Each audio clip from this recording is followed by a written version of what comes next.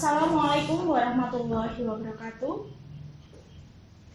Alhamdulillahirabbil alamin wa bihi nasta'inu ala umuri dunya waddin. Wassalatu wassalamu ala asrofil anbiya'i wal mursalin wa ala alihi wa ashabihi ajmain.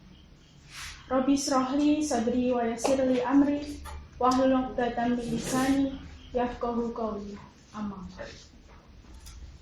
Pemirsa Tarunamu TV yang berbahagia, pertama-tama, marilah kita panjatkan puji syukur kehadirat Allah Subhanahu wa Ta'ala yang telah melimpahkan rahmat, nikmat, serta hidayahnya kepada kita semua, sehingga sampai hari ini kita bisa dipertemukan lagi di Ramadan, bulan yang penuh berkah ini, dan bisa menjalankan puasa sampai hari ini.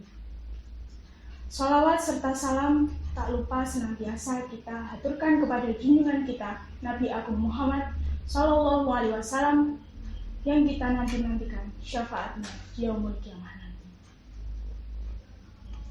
Pemirsa Tarunamu TV yang berbahagia, di kesempatan kali ini saya akan berbagi kisah inspiratif tentang keikhlasan.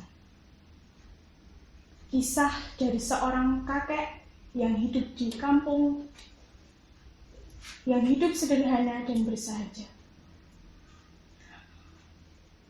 Pada suatu sore, sang kakek mendapati bahwa di depan rumahnya ada pohon yang telah ditanamnya, pohon pepaya, dan sudah berbuah.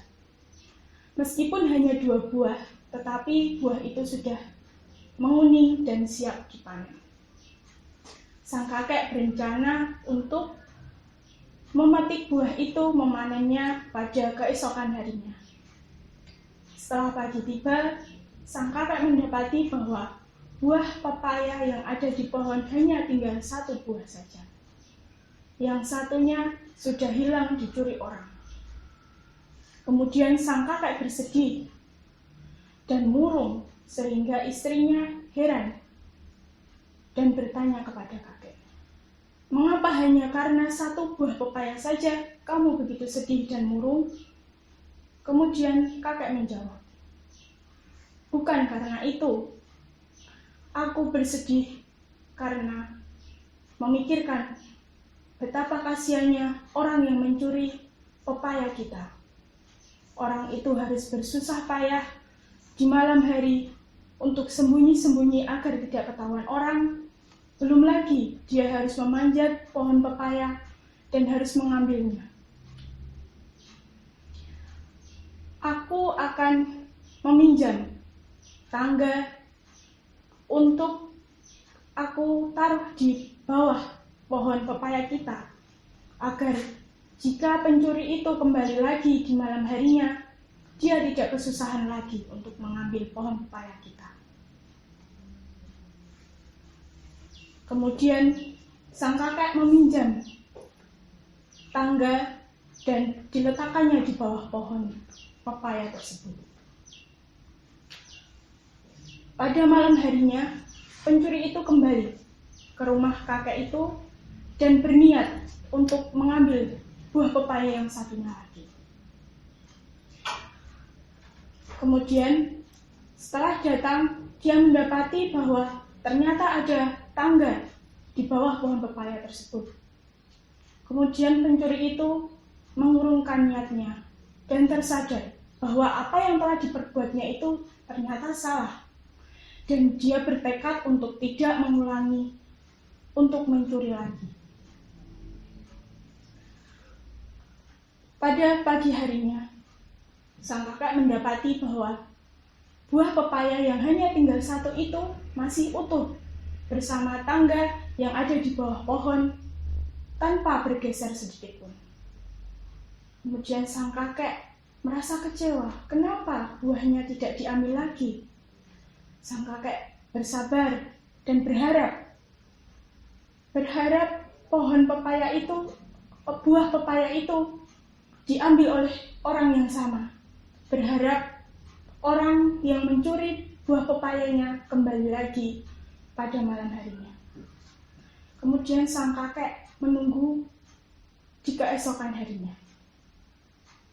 Setelah pagi datang kembali, ternyata buah pepaya itu masih ada, masih utuh bersama tangga yang ada di bawah pohon. Sang kakek mencoba bersabar. Kemudian sore harinya, sang kakek kedatangan seorang tamu yang tidak dikenalnya, membawa 2 buah pepaya yang besar. Sang kakek tidak mengetahui itu siapa. Saya tidak pernah kedatangan tamu seperti dia, dan saya tidak kenal siapa dia. Kemudian orang itu bertamu dan berbincang kepada kakek. Dan di akhir obrolan mereka, di akhir perbincangan mereka, dengan penuh penyesalan, orang itu mengakui kesalahannya. Dia mengakui bahwa dialah yang telah mencuri pohon pepaya milik kakek.